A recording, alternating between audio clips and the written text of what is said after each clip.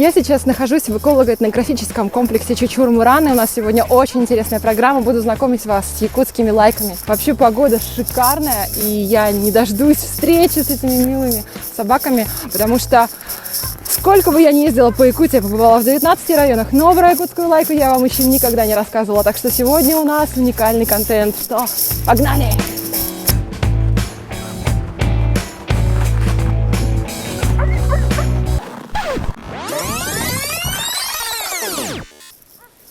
Кстати, именно они, якутские лайки, встречают всех приезжающих сюда, в Чучур-Муран, на входе, потому что здесь замечательный, интересный памятник располагается.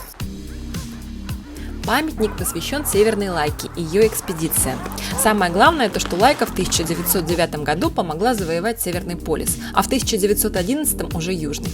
Рассказал мне о подвигах этой собаки менеджер комплекса и просто хороший человек Олег. Также было много спасательных экспедиций с помощью Северной Лайки. Они таскали не только продовольственные груза, но также целые судна таскали у нас, получается, на севере. Южный полюс пытались покорить очень много раз. И с использованием лошадей, с использованием оленей. Даже делали в начале 19 века специальные самоходные установки, типа танкеток. И тоже это ничего не помогло завоевать. И завоевали именно собачьими упряжками, тоже Северной Лайки. 52 лайки были переправлены на Южный полюс, а вернулись лишь 11 из них, так как в пути собак ели. Слава богу, эти времена давно позади, а памятник напоминает о героизме этих животных. Между прочим, это чуть ли не единственный в мире памятник якутской лайки, такой удивительной и доброй собаки. Эти собаки, они дарят прекрасное ощущение, когда ты с ними уходишь в туры на далекие расстояния. Они знакомят тебя, грубо говоря, с холодом, да? Они-то, конечно, держатся спокойно в таких условиях, а вот приезжие туристы, которые только-только, они с этим знакомятся совсем. Ну и, разумеется, они нашим собакам удивляются, потому что как так не особо высокие, не сказать, что они прям мускулистые, да, а ходят такие большие расстояния. Вот. Ну, за эту собаку нашу, конечно же, и люблю. Да и как можно остаться равнодушным к таким милашкам? Но перед встречей с ними я хочу подготовиться. Ну что, ребята, сейчас готовы увидеть мое перевоплощение? На 3 вы увидите, как стоит и нужно кататься на собачьих упряжках. Итак, 1, 2, 3. У-ху! На мне теплейшая шуба из волка, такая же шапка. Ну вот все это можно взять здесь, в комплексе, и это реально очень тепло, я не знаю. Минус 50-60 явно выдержит, так что погнали!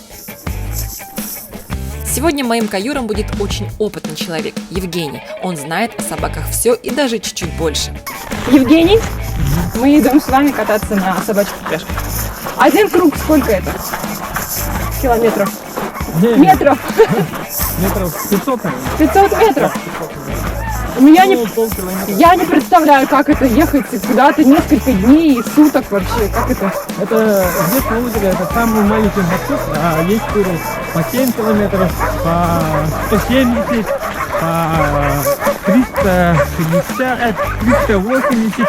Так, здесь самый большой тур. Я понимаю, я замерзну, а собаки, они же вообще как они не устают? Нет? Собаки этой породы наоборот. Бег на большие расстояния в удовольствие. А вот квартирное существование для них просто губительно. Вот где смерть.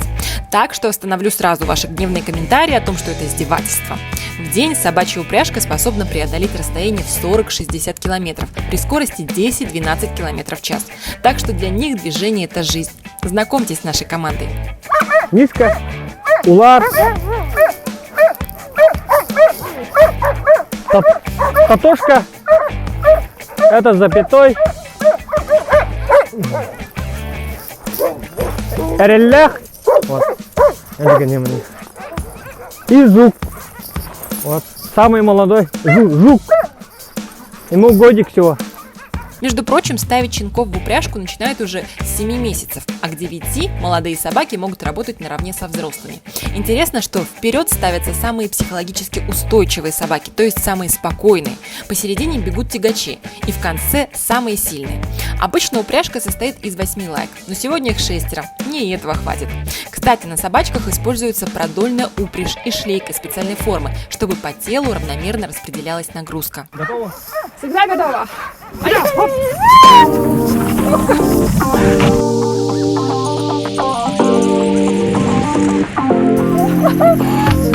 Мамочки, ты заносишься, серьезно? Вот это да! На самом деле якутская лайка – это удивительная собака. Вот я пока сейчас еду, вы послушайте факты, которые я узнала здесь. Это просто, это невозможно поверить, что животное возможно на такое. Вот реально. Вау! Начну, пожалуй, с самого популярного заблуждения, что лайки и хаски – это одно и то же. Нет, друзья, вообще сибирские хаски – это отдельная порода, а лайка – это общее название пород охотничьих собак северной лесной зоны Европы и Азии. Якутская лайка обладает уникальным чутьем и способна сориентироваться в пространстве при любой погоде, хоть сильный ветер и снег, доставит погонщика в необходимое место. Якутская лайка и сегодня очень популярна на севере, а в других регионах нашей страны встречается редко. Собаки великолепно переносят холод, устраивая гнезда из снега, если не имеют возможности спрятаться в теплом месте. А вот с жарой у них более напряженные отношения, не любят они ее, не зря что ли живут в Якутии. Приехали! Спасибо, ребятки, вы супер! Но на этом мои открытия не закончились. Слышали необычные слова, которые произносит Евгений для общения с собаками? Как вы думаете, на каком это языке? Юкагирские ребята. Юкагирские, потому что во всем мире первыми вообще в мире начали заниматься собаками, именно собачьими упряжками юкагиры. Во всем мире одни только команды юкагирские. Вперед это Патя. В любую страну идите, где упряжками занимаются те же команды. То есть, если я им скажу «Патя», то они побегут? Да. Патя! Нет, не так нежно. Смотри. Патя! Жесть, вот это да! Сидим! Стой! Так что управлять этими собаками – это целая наука. Как, в принципе, и выбор животного. Ко всем характеристикам здесь очень строгий подход. Даже шерсть должна быть определенной. Шерсть у них густая идет, вот. Даже четырехслойная, можно сказать. Чтоб 40-50 градусный мороз выдерживать. И на лапах, как у волка, смотрите, тоже шерсть есть. Чтоб лапки не мерзли. Вот. Вот. Вот видите? Собак выбирайте тоже по оскал смотрите. Вот. Оскал должен быть прямым, правильным. Вот. Вот, правильным. Чтоб с пятнами были. Вот видите? С пятнами. Вот. Мышечная масса, строение грудной клетки смотрите. Вот. В мышцах должно быть. Вот. Строение ноги. Строение задней ноги. Вот. Полностью как окорочка должно быть. Вот так трогаете. Вот здесь.